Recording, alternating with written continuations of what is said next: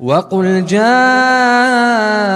الْحَقُّ وَزَهَقَ الْبَاطِلُ إِنَّ الْبَاطِلَ كَانَ زَهُوقًا۔ الحمدللہ رب العالمین والصلاة والسلام علی سید الانبیاء والمرسلین نبینا محمد وعلی آلہ وصحبہ اجمعین، اما بعد۔ رب اشرح لی صدری ویسر لی امری واحلل عقدۃ من لسانی یفقہوا قولی۔ محترم ناظرین کرام، احباب گرامی اور دیگر سامعین، شیخ محمد رشید رضا کے تعلق سے ہماری گفتگو چل رہی تھی کہ انہیں کس طرح سے سلفیت کا محافظ مانا جاتا ہے مصر کے اندر، اور یہ کہ انہوں نے مصر کے اندر سلفیت کو پھیلایا جہاں پر پہلے تصوف پایا جاتا تھا۔ لوگ تصوف کے اندر اس کے بھول بھلیوں میں گم تھے، وہاں پر مختلف افکار و نظریات پائے جاتے تھے۔ چنانچہ ان کے بارے میں یہ وضاحت ضروری ہے کیونکہ پوری اخوانیت ان سے متاثر ہے، اور انہی کی طرف جوڑ کر کے خود کو یہ لوگ سلفی بولتے ہیں اور پھر سلفیوں کو بدنام کرتے ہیں۔ یہ بہت ہی بڑی پوائنٹ ہے، اس کو بھی سمجھنا ضروری ہے۔ وقت پر انشاءاللہ بتائیں گے کہ عربوں میں سلفیت سے مراد انہی اخوانیوں کو لیا جاتا ہے۔ سلفی علماء جب بولتے ہیں تو یہی اخوانی علماء اسے مراد لیے جاتے ہیں، اور پھر کس طرح سے سلفیت ان کی وجہ سے بدنام ہوتی ہے۔ تو میں رشید رضا کے تعلق سے بتا رہا تھا کہ انہوں نے اپنی تفسیر کے اندر مسلمہ حقائق کا کس طرح سے انکار کیا ہے، فرشتوں کے بارے میں، جناتوں کے بارے میں کس کس طرح سے بھونڈی باتیں انہوں نے لکھی ہیں۔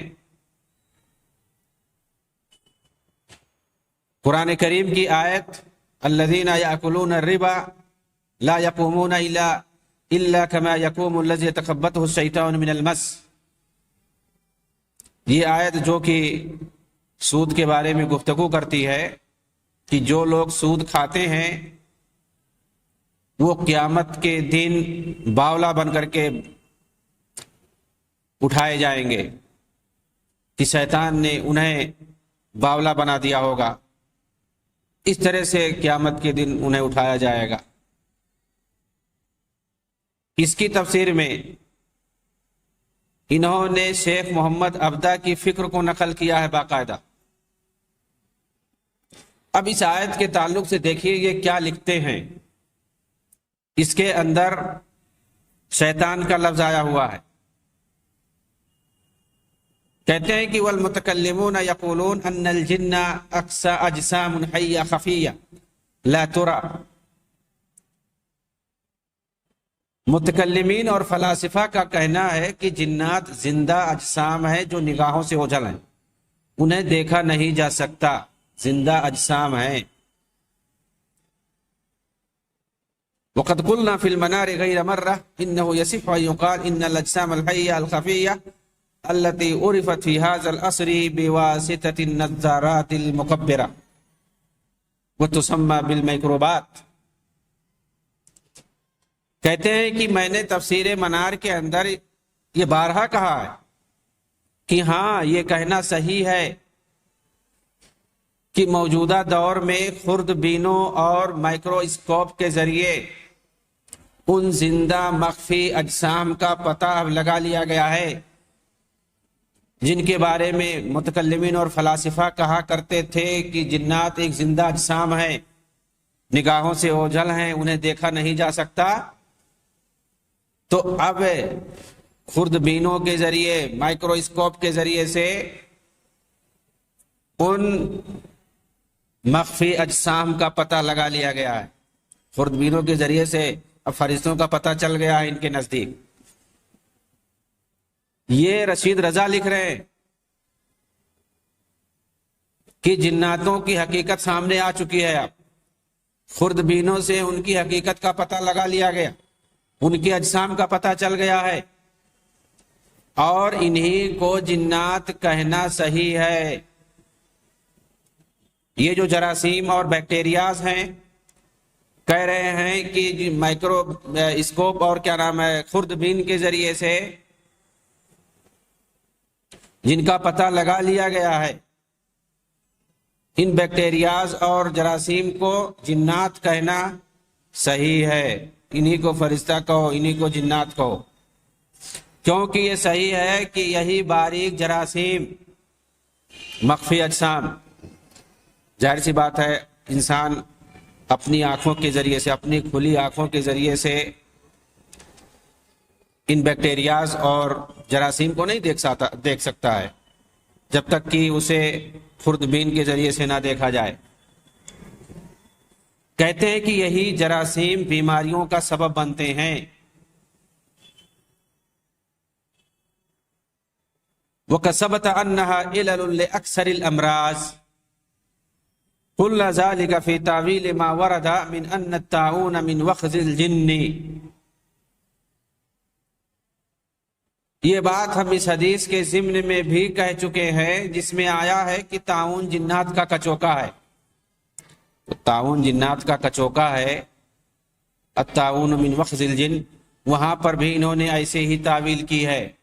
جنات کیا ہے، وہاں پر انہوں نے یہ بات کہی ہے کہ یہ جراثیم اور بیکٹیریا جو پائے جاتے ہیں جسم کے اندر، یہی مراد ہیں، اور انہی سے بیماری پیدا ہوتی ہے، جیسا کہ حدیث میں کہا گیا ہے کہ جنات کچوکا مارتا ہے، پھر اس کے بعد طاعون کی بیماری ہوتی ہے، تو کہتے ہیں کہ وہی جراثیم اور بیکٹیریا مراد ہیں۔ الا اننا نحن المسلمین لسنا فی حاجۃ الی النزاع فیما اثبته العلم وقرره الاطباء او اضافۃ شیء الیہ مما لا دلیل فی العلم علیہ لاجل تصحیح بعض الروایات الاحادیہ۔ دیکھیے کیا کہہ رہے ہیں، ایسی آیات و احادیث کی تعویل میں ہم مسلمانوں کو سائنس کے مسلمہ اصولوں اور ان دریافتوں سے جھگڑنے کی بالکل ضرورت نہیں ہے، اور خاص طور سے اطباء نے جنہیں تسلیم کر لیا ہے، خبر واحد کے ذریعے سائنس کے مسلمہ اصولوں میں کسی اضافے کی ضرورت بھی نہیں ہے، نعوذ باللہ۔ یعنی حدیثوں کو یہ رد کر رہے ہیں، انکار کر رہے ہیں خبر واحد کہہ کر کے کہ سائنس کے ذریعے سے جو چیز ثابت ہے ہم اس کو مانیں گے، اور حدیثوں میں جو وارد ہے جنات اور شیطان یا فرشتوں کی جو شکلیں بتائی گئی، ان کے اوصاف بتائے گئے ہیں تفصیل سے، کہہ رہے ان کو ماننے کی ضرورت نہیں ہے۔ سائنس کے ذریعے سے پتہ چل گیا کہ جنات کسے کہتے ہیں، فرشتہ کسے کہتے ہیں، بیکٹیریاز اور جراثیم جو پہلے دیکھے نہیں جاتے تھے، تو گویا اب ان کے یہاں فرشتے دکھ رہے ہیں۔ یعنی فرشتوں کو گویا انسان اپنی آنکھوں سے نہیں دیکھ سکتا، لیکن ان کے یہاں کیا ہے، مائکرو اسکوپ کے ذریعے سے اور خوردبین کے ذریعے سے آدمی دیکھ سکتا ہے۔ تو کہہ رہے ہیں صاف صاف انہوں نے کہا کہ خبر واحد کے ذریعے سے، خبر واحد مطلب جو وہ صحیح حدیث ہیں جو منفرد ہوں، جو متواتر نہ ہو، وہ خبر واحد ہے۔ تو خبر واحد حدیثوں کا یہ انکار کر رہے ہیں صاف صاف، کہہ رہے خبر واحد کے ذریعے سائنس کے مسلمہ اصولوں میں کسی اضافے کی ضرورت نہیں ہے۔ قرآن اس بات سے بہت بلند ہے کہ وہ سائنس کی مخالفت کرے، قرآن تو سائنس کی مخالفت کر ہی نہیں سکتا۔ یعنی گویا ان کے نزدیک معیار جو ہے وہ سائنس ہے۔ سائنس بولے تو مطلب یعنی معقول چیزیں، منطقی چیزیں، عقلی چیزیں جو ہیں، انسان کی مطلب دریافت شدہ چیزیں، انسان نے جو اپنی عقل سے جس کو صحیح کہہ دیا وہی ان کے نزدیک صحیح ہے، اور جو چیز کتاب و سنت کے اندر اللہ رب العالمین اور اس کے رسول کے ذریعے سے جو ثابت ہے اس کو یہ ماننے کے لیے تیار نہیں ہے۔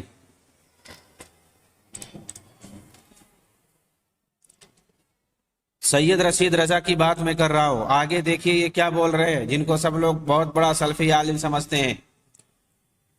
انہوں نے رفع مسیح پر شک کیا۔ موصوف نے عیسیٰ علیہ السلام کے آسمان پر روح و جسد کے ساتھ اٹھائے جانے میں شک کیا۔ رفع مسیح پر شک کرنے کا مطلب یہی ہے۔ حالانکہ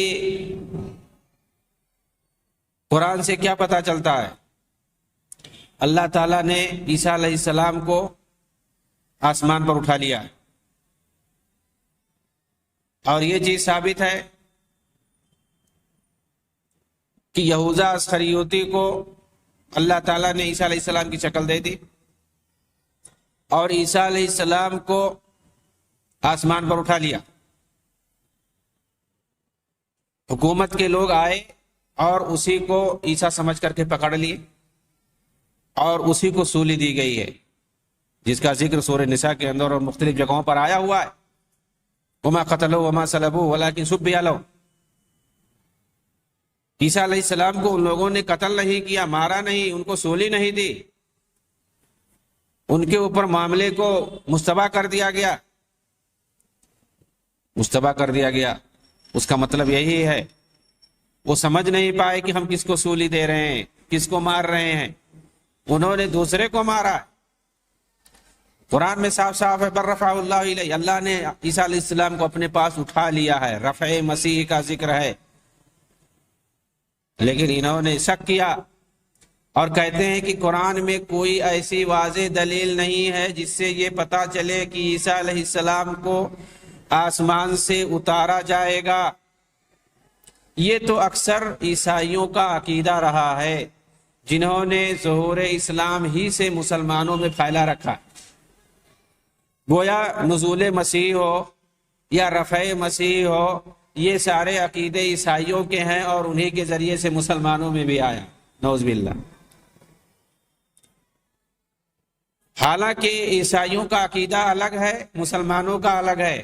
مسلمانوں کے یہاں تو عیسیٰ علیہ السلام کو مارا نہیں گیا، انہیں سولی نہیں دی گئی، اللہ نے اوپر اٹھا لیا ہے آسمان پر، اور وہ قیامت سے پہلے دنیا میں واپس آئیں گے، اسی کو نزول مسیح کہتے ہیں۔ دونوں عقیدہ ہے، مسلمانوں کا دونوں عقیدہ ہے، یعنی گویا عیسیٰ علیہ السلام کی ابھی موت نہیں ہوئی ہے، ان کا نزول ہوگا۔ جبکہ عیسائیوں کا عقیدہ الٹا ہے، ان کے ہاں یہ ہے کہ ان کو مار دیا گیا، انہوں نے اپنی جان کی قربانی دے دی، جس کو کفارہ بولتے ہیں وہ لوگ، وہ الگ عقیدہ ہے ان کا۔ ان کے یہاں موت ہو چکی ہے، اس کے بعد قبر میں ان کو دفن کیا گیا، پھر قبر سے ان کو اٹھایا گیا ہے، ان کی الگ ہے عقیدہ، ان کی الگ ہے۔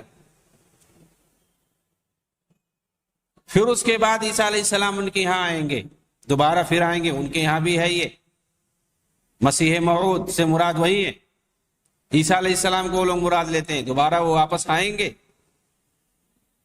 لیکن مسلمانوں کا عقیدہ ان سے بالکل مختلف ہے، اور یہ کہہ رہے ہیں کہ عیسائیوں کا عقیدہ مسلمانوں میں چلا آیا ہے۔ اس طرح کی بات یہ کہہ کر کے لوگوں کے اندر شبہ پیدا کر رہے ہیں، گویا مسلمانوں کا عقیدہ وہی ہے عیسیٰ علیہ السلام کے تعلق سے جو عیسائیوں کا ہے، یہ کہنا چاہتے ہیں، اور پھر مطلب یہ ثابت کرنا چاہتے ہیں کہ عیسائیوں کا عقیدہ نہیں صحیح ہے، اس لیے اس کو مانو ہی نہ۔ چنانچہ جس طرح سے رفع مسیح پر انہوں نے شک کیا، نزول مسیح کا بھی انہوں نے شک کیا اور انکار کیا۔ مجلہ المنار کے اندر جلد 28 صفحہ نمبر 10 کے اندر یہ لکھتے ہیں کہ جسم و روح کے ساتھ عیسیٰ علیہ السلام کی رفع سماوی اور نزول مسیح کے عقیدے کا ثبوت نہیں ہے، انہوں نے انکار کیا اور کہا ہے کہ یہ عیسائیوں کا عقیدہ، یعنی رفع مسیح اور نزول مسیح کہتے ہیں یہ صرف عیسائیوں کا عقیدہ ہے جو مسلمانوں میں گھسایا، اور پھر اس کے بعد عیسائیوں کا عقیدہ کہہ کر کے اسے انکار کرتے ہیں، نعوذ باللہ۔ حالانکہ دونوں میں واضح فرق ہے جیسا کہ بتایا گیا۔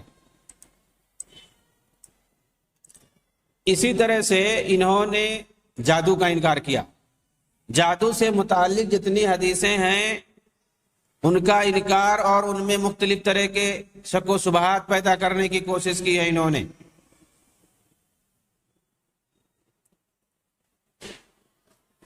جہاد کی فرضیت کا انکار کیا انہوں نے۔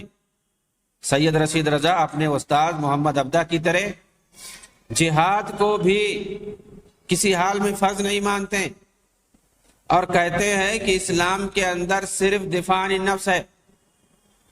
سورہ توبہ اور انفال کی تفسیر میں انہوں نے ان ساری چیزوں کو لکھا ہے، کیونکہ سورہ انفال یا سورہ توبہ اس میں سب غزوات کی بحث کی گئی ہے تقریباً مکمل صورتوں میں، جبکہ سلف اور علماء اسلام کے نزدیک جہاد کبھی دفاعی ہوتا ہے تو کبھی فرض عین بھی ہوتا ہے۔ جہاد فرض عین بھی ہے، لیکن یہ کہہ رہے ہیں کہ جتنی جہاد جو ہے فرض نہیں ہے، یہ دفاع عن النفس۔ دفاع عن النفس یہ تو ہر ایک کی یہاں ہے، دفاع کا کوئی مطلب ہی نہیں ہے۔ دعوت اسلامی کو عام کرنے کے لیے بھی جہاد کی ضرورت پڑ سکتی ہے، یہ بھی ہے اسلام کے اندر۔ جب فرض ہی نہیں مان رہے ہو تو اس کو کہاں سے مانو گے؟ معجزات نبویہ میں عموماً انہوں نے شک کا اظہار کیا، جتنے معجزات پائے جاتے ہیں۔ حد تو یہ ہے کہ محمد رشید رضا نے ان تمام معجزات نبویہ میں شک کا اظہار کیا جن کا ذکر قرآن میں نہیں آیا، حدیثوں میں آیا۔ حدیثوں میں آیا ہے، ظاہر سی بات ہے اس کو ماننے سے انہوں نے پس و پیش سے کام لیا ہے۔ کعب الاحبار اور وہب ابن منبہ، ان دونوں پر انہوں نے طعن و تشریح کیا ہے، جبکہ کعب احبار سے امام بخاری نے تعلیقاً باقاعدہ روایت کیا، امام مسلم نے موصولاً روایت کیا ان سے، اور وہب ابن منبہ تو شیخین کے رجال میں سے ہیں، روات میں سے ہیں، لیکن انہوں نے دونوں پر طعن و تشریح کیا ہے۔ جمال الدین افغانی کی مدح و ثنا خوب کیا انہوں نے، جبکہ انہی کی زندگی میں بعض لوگوں نے اعتراض کیا تھا ان پر۔ چنانچہ ابو الہدا سیادی نے ایک بار محمد رشید رضا سے کہا، یعنی یہ جمال الدین افغانی کی تعریف کرتے تھے، ظاہر سی بات ہے جمال الدین افغانی کے افکار و خیالات سے جو متاثر ہوگا وہی ان کی تعریف کرے گا۔ انہوں نے سوال کیا، آخر کیا وجہ ہے میں آپ کے مجلہ المنار کو دیکھتا ہوں جمال الدین افغانی کی مدح و ستائش سے بھرا رہتا ہے، جبکہ یہ ثابت ہے کہ ان کی پوری تعلیم شیعی تعلیم گاہوں میں ہوئی ہے۔ سرکاری طور پر یہ معلوم ہے کہ وہ مازندرانی شیعہ تھے، مگر موصوف نے کوئی جواب نہیں دیا، خاموش رہے۔ محمد بن عبدہ کی تعریف اور مدح سرائی میں تو یہ حد سے گزر گئے، بلکہ ان کا یہ دیوانہ بن گئے۔ ان کی سوانے پر انہوں نے 2 جلدوں میں کتاب لکھی، جبکہ محمد عبدہ کی کارستانیاں سب کے سامنے ہیں۔ عقلانی مکتب فکر کو رواج دینے والے محمد عبدہ اور ان کے بھڑکائے ہوئے مسائل، جسے بے پردگی، آزادی نسواں، حدیث پر حملہ، اباحیت و الحاد نیز معصومیت کو عام کرنے والا،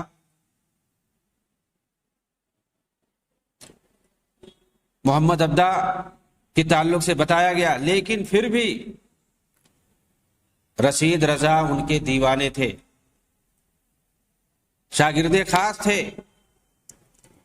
آخر کوئی سلفی عالم، کوئی سلفیت کا دلدادہ جمال الدین افغانی اور محمد عبدہ جیسے خرافاتی لوگوں سے قریب ہو سکتا ہے، ان کا دلدادہ ہو سکتا ہے، ان کی سوانے پر ان کی مدح سرائی میں کتابیں لکھ سکتا ہے 2 جلد میں؟ ایسا کبھی نہیں ہو سکتا ہے۔ منہج المدرسہ العقلیہ اور اسی طرح سے دعوت و جمال الدین افغانی فی میزان الاسلام، ان دونوں کتابوں کو پڑھنے سے سمجھ میں آئے گا کہ افغانی اور محمد عبدہ کے عقائد کیا تھے، ان کے اہداف و مقاصد کیا تھے، اور ان کی وجہ سے علمی میدان میں مسلمانوں کو کتنا نقصان اٹھانا پڑا ہے۔ لیکن یہ رشید رضا انہی کے دیوانے تھے۔ خلاصے کلام یہ کہ آپ کے اندر، یعنی سید رشید رضا کے اندر، جمال الدین افغانی اور محمد عبدہ کے مقابلے عقائد میں گرچہ بہتری پائی جاتی ہے، مگر عقل کو فوقیت دینے کی وجہ سے بہت سارے مسائل میں اپنے اساتذہ کے باطل افکار سے پیچھا کبھی نہیں چھوڑا سکے۔ البتہ بدعت و خرافات کے خلاف تھے، آخر میں شیعوں کے بھی خلاف ہو گئے تھے۔ چنانچہ یہی وجہ ہے کہ حسن بننا کی پوری کوشش تھی کہ تصوف کے ساتھ ساتھ شیعہ روافض کے لیے بھی نرم گوشہ اختیار کر لیتے تو بہتر تھا۔ یہاں یہ غور کرنے کی بات ہے۔ حسن بننا کے یہ اقوال ہے کہ رشید رضا یہ آخری عمر میں روافض کے خلاف ہو گئے تھے، شیعوں کے خلاف ہو گئے تھے، اگر ان کے لیے نرم گوشہ اختیار کر لیتے تو کتنا اچھا رہتا۔ اور ایک بار تو ان سے گزارش بھی کی کہ آپ شیعوں کے اتنا خلاف کیوں ہوتے جا رہے ہیں، لیکن رشید رضا نے ان کی بات نہیں مانی۔ محمد سیاد نے اخوان ویکی پر، یہ اخوان ویکی جو ہے اخوانویکی.com ویب سائٹ ہے اخوانیوں کی، اس پر یہ اپنے افکار اور نظریات کو اور اخوانی شخصیات کے بارے میں تفصیل سے جانکاری دیتے ہیں۔ اس پر وہی لوگ لکھتے ہیں جو اخوانی علماء ہیں، ان کے جو قلمکار ہیں، اخوانی افکار و نظریات کو اس پر بھرا گیا ہے۔ اس کے اندر لکھا ہے باقاعدہ مضمون رشید رضا پر، اس کو جا کر کے پڑھ لیں۔ انہوں نے اخوانیوں نے سید رشید رضا کے بارے میں کیا لکھا ہے اور کس طرح سے یہ اپنا آئیڈیل سمجھتے ہیں۔ اس میں یہ لکھا ہوا ہے کہ رشید رضا نے المنار مکتبہ فکر کو قائم کیا تھا، جس میں جمال الدین افغانی اور محمد ابدا کے عقلانی فکر کو اور وہابی مکتبہ فکر کو جمع کر دیا ہے۔ یعنی ایک جمال الدین افغانی اور محمد ابدا کا عقلانی مکتبہ فکر ہے، اور ایک ابن قیم، ابن تیمیہ اور محمد بن عبد الوہاب کا وہابی مکتبہ فکر ہے اخوانیوں کے اعتبار سے۔ رشید رضا نے کیا کیا، ایک تیسرا مکتبہ فکر قائم کیا، المنار مکتبہ فکر، اس کے اندر دونوں کو جمع کر دیا۔ کیا یہ بات سمجھنے والی ہے کہ سلفی، جس کو یہ لوگ وہابی مکتبہ فکر کہہ رہے ہیں،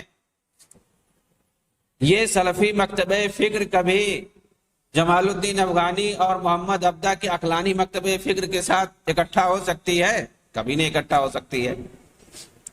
کہتے ہیں کہ انہی دونوں مکتبہ فکر سے رشید رضا نے اپنی عقل کو سیکل کیا ہے۔ یہ اخوانی ویکیپیڈیا کے اندر لکھا ہوا ہے۔ البتہ عقلانی مکتبہ فکر شیخ پر غالب رہا۔ غالب رہا کا مطلب کیا ہے؟ یعنی جو سلفی مکتبہ فکر ہے، جس کو وہابی مکتبہ فکر یہ کہہ رہے ہیں، وہ مغلوب رہا ان کے نزدیک۔ اخوانیوں نے یہ تسلیم کیا ہے۔ اس کا مطلب ان کو سلفی عالم کہنا صحیح نہیں ہے۔ اخوانیوں کے اعتبار سے بھی ان کو عقلانی شیخ کہہ سکتے ہیں، عقلانی عالم کہہ سکتے ہیں، محمد ابدا کی طرح سے، جمال الدین افغانی کی طرح سے۔ کہتے ہیں کہ ان کی یہ کوشش رہی ہے کہ اہل الرائے عقلانی اعتزالی مکتبہ فکر اور اہل الحدیث سلفی مکتبہ فکر کے درمیان جو قائم دیوار ہے اس کو ختم کر دیا جائے۔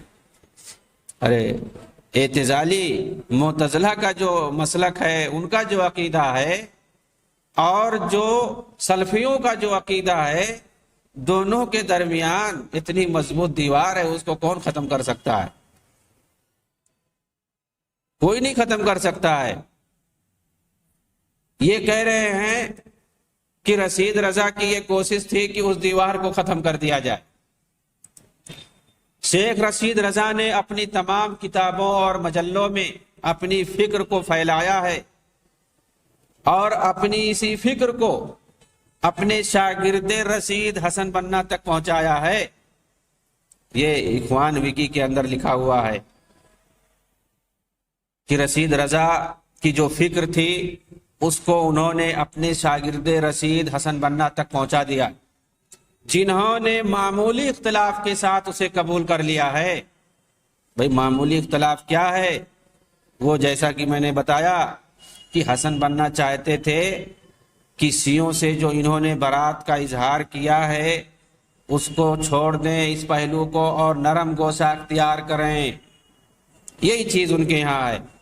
کہ انہوں نے شیعوں سے برات کا اظہار کر لیا، لیکن حسن بنا نے ایسا نہیں کیا، ان کے ہاں وہ نرم گوشہ باقی رہا۔ یہی انہوں نے کہا ہے کہ معمولی اختلاف کے ساتھ حسن بنا نے رشید رضا کے فکر کو قبول کر لیا، ساتھ ہی شیخ کو نئی اسلامی بیداری کا لیڈر مانا ہے۔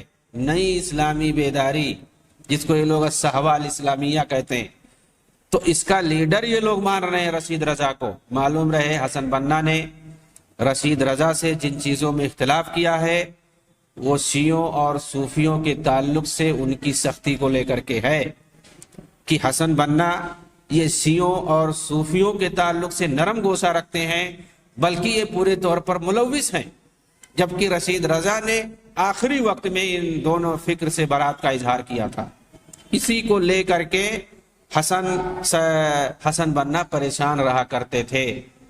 مشہور اخوانی عالم محمد غزالی نے اپنی کتاب دستور الوحدہ الثقافیہ بین المسلمین کے اندر انہوں نے لکھا ہے کہ حسن بنا نے محمد عبدہ اور ان کے شاگرد رشید محمد رشید رضا کے منہج سے واقفیت حاصل کی۔ ہاں، رشید رضا سے حسن بنا نے مہذب انداز میں علمی گفتگو بھی کی اور ان کے علمی قدرت بیان پر تعجب کیا اور ان سے کافی استفادہ کیا، البتہ کچھ چیزوں میں اختلاف بھی کیا۔ اب کن چیزوں میں اختلاف کیا؟ وہی جس کا ذکر میں نے ابھی کیا ہے، شیعوں اور صوفیوں سے نرم گوشہ رکھنے کے تعلق سے۔ آگے رشید رضا کی تفسیر کی تعریف کرتے ہوئے لکھا ہے، یعنی جو تفسیر المنار ہے جس کی ایک جھلک میں نے دکھائی کہ کس طرح سے افکار ضالہ سے بھری ہوئی یہ تفسیر ہے، عقلانی تفسیر، اس کی تعریف میں کہا کہ شیخ رشید رضا نے مفسرین کے تمام مذاہب کا ذکر کیا ہے۔ اس طرح ان کی تفسیر ایک طرف فقہی آراء سے بھری ہوئی ہے تو دوسری طرف بلاغی اور کلامی نقطوں سے پر ہے۔ اصولی باتوں کا بھی ذکر کیا ہے تو موجودہ سائنسی امور کو بھی چھیڑا ہے۔ اس طرح یہ کہا جاتا ہے کہ ان کے استاد محمد عبدہ نے 25 کتابوں کا مطالعہ کیا تھا، صرف اس لیے کہ احکام کی ایک آیت کے تعلق سے مختلف اقوال کا احاطہ کیا جائے۔ یعنی مطلب ان کی تفسیر کی تعریف میں کر رہے ہیں، یہ بات کہہ رہے ہیں کہ ان کے استاذ کا یہ حال تھا۔ آگے لکھتے ہیں کہ اخوانی مکتبہ فکر، یہ آخری کلام ہے اخوان وکی کا، اخوانی مکتبہ فکر اسی المنار مکتبہ فکر کا امتداد ہے، اسی سے جڑا ہوا، اسی کا پھیلاؤ ہے۔ البتہ ہم کسی کو معصوم نہیں سمجھتے، یہی وجہ ہے کہ حسن بنا فقہی مسائل میں اپنے استاد رشید رضا سے مناقشہ کرتے رہتے تھے۔ تو حسن بنا اخوان المسلمون کا رشید رضا سے کیا تعلق ہے بالکل واضح ہو گیا، اور رشید رضا ان کے افکار کیسے تھے، یہ کس طرح سے جمال الدین افغانی اور محمد عبدہ کے افکار سے متاثر تھے، یہ بھی واضح ہو گیا۔ مطلب یہ ہے کہ اخوانیوں کا منہج بالکل وہی ہے جو رشید رضا کا تھا، اور رشید رضا کا منہج وہی تھا جو محمد عبدہ اور جمال الدین افغانی کا تھا۔ ہاں، ان دونوں کے اندر فرق صرف اتنا تھا کہ محمد عبدہ اور افغانی یہ صوفیوں اور اسی طرح سے رافضی شیعوں اور اسی طرح سے معصونیت کے قریب تھے، ان کو بلکہ مسلمانوں کو ان سے ملانے کی کوشش کرتے تھے، لیکن رشید رضا نے ان ساری چیزوں سے آخری عمر میں برات کا اظہار کر لیا تھا۔ البتہ عقلانی مکتبہ فکر پر آخر تک باقی تھے، اور ان ساری چیزوں کو ان کی کتابوں میں دیکھا جا سکتا ہے، چاہے وہ مجلہ المنار ہو یا اسی طرح سے تفسیر المنار ہو۔ اور حسن بنا نے رشید رضا کے کسی مکتبہ فکر کو اختیار کیا تھوڑا فرق کے ساتھ کہ یہ صوفیوں اور شیعوں سے تعلق کسی طرح سے ختم نہیں کرنا چاہتے تھے، اور زندگی بھر انہوں نے ختم نہیں کیا۔ ان سے قریب ہونا، شیعوں سے، رافضیوں سے، اور ان سے دوستی کرنا ان کا منہج بنا رہا، لیکن رشید رضا نے اس میں اختلاف کیا اور آخری عمر میں ان سے برات کا اظہار کر لیا تھا۔ یہی فرق ہے صرف اخوانیوں کے منہج میں اور رشید رضا کے المنار مکتبہ فکر کے اندر، ورنہ دونوں کا منہج سیم ہے۔ ان لوگوں کا منہج جو کہ جمال الدین افغانی اور محمد عبدہ کا منہج تھا، یعنی عقلانی مکتبہ فکر، معصونیت زدہ عقلانی مکتبہ فکر، جس کے ذریعے سے انہوں نے عالم اسلامی کا بیڑا غرق کیا ہے۔ اللہ تعالیٰ ان لوگوں کے منہج سے، ان لوگوں کے افکار ضالہ سے ہم مسلمانوں کو محفوظ رکھیں، آمین۔ وآخر دعوانا ان الحمدللہ رب العالمین، والسلام علیکم ورحمۃ اللہ وبرکاتہ۔